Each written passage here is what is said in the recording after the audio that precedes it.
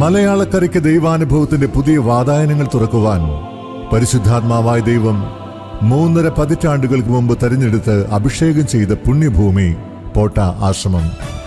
ആയിരങ്ങൾ ഒഴുകിയെത്തുന്നു കോട്ടയെന്ന പുണ്യഭൂമിയിൽ.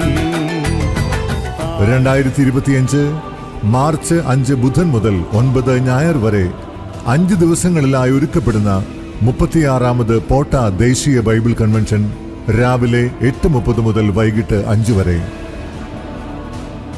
ഇരിങ്ങാലക്കുട രൂപതാ മെത്രാൻ അഭിവന്ദ്യമാർ പോളി കണ്ണുകാടൻ പിതാവിന്റെ അനുഗ്രഹാശിസുകളോടെ ആരംഭിക്കുന്ന കൺവെൻഷനിൽ കോട്ടപ്പുറം ലത്തീൻ രൂപതാധ്യക്ഷൻ അഭിവന്ദ്യ അംബ്രോസ് പുത്തൻവീട്ടിൽ പിതാവിന്റെ പരിശുദ്ധ ബലിയർപ്പണവും തലശ്ശേരി അതിരൂപതാ മെത്രാപ്പൊലീത്ത അഭിവന്ദ്യ മാർ ജോസഫ് പാമ്പളാനി പിതാവിന്റെ സമാപന സന്ദേശവും കൺവെൻഷനെ കൂടുതൽ അഭിഷേക നിറവിലേക്ക് ഉയർത്തുന്നു.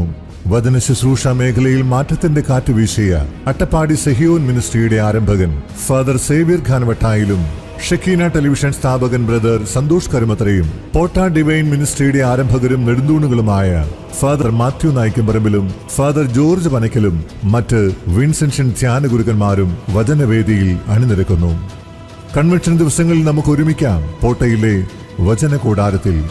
പോട്ടാവിഷൻ യൂട്യൂബ് ചാനലിലൂടെയും പോട്ടാവിഷൻ മൊബൈൽ ആപ്പിലൂടെയും ഓൺലൈനായും കൺവെൻഷനിൽ പങ്കെടുക്കാം. പ്രാർത്ഥിക്കാം അഭിഷേക നാളുകൾക്കായി. ഒരുമിക്കാം ദൈവാനുഗ്രഹത്തിനായി പോട്ട ആശ്രമത്തിൽ.